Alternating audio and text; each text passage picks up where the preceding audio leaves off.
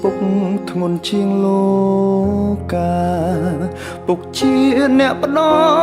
ល់សង្ខារគ្មានអ្នកណាស្មើពុកខ្ញុំឡើយពុកគឺជាព្រះជូនកូនហើយឆ្លងរកត្រើយទោះបីនឿយហត់ក៏ដោយពុកនៅឆ្លើយញញឹមជានិច្ចពុកជាអ្នកក្រត្រតរួចចិញ្ចឹមកូន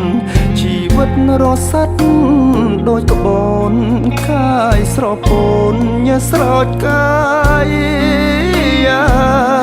ក្រមកំដៅថ្ងៃកំឡាំងបដូរយកដុល្លារគត់គង់ប្រកាំងសិក្សាក្រែងវាសនាកូនផុតលំបាទឹកភ្នែកពុកហូរក្រោយក្នុងខ្ញុំរាប់លានដំណក់ពុកឈឺពុកហត់ពុកសងតែទ្រាំរួតដើម្បីកូនថ្លៃពុកមានជីវិតតែដូចជាស្គរផែនដីពុកអើយមិនដេចអាយុខ្លីមិនស្ដីឮកូនហើយទេអោទេវតាអើ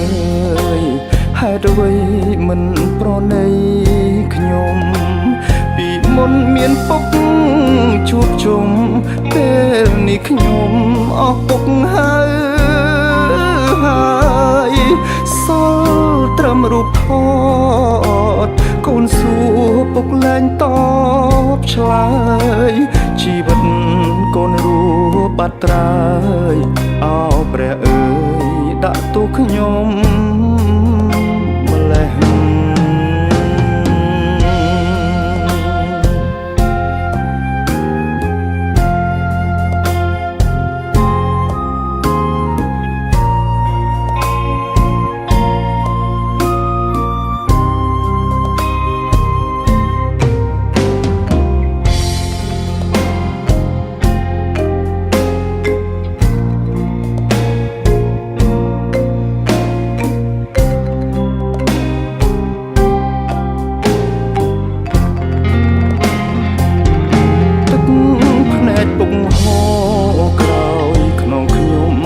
ព្រៀនដំ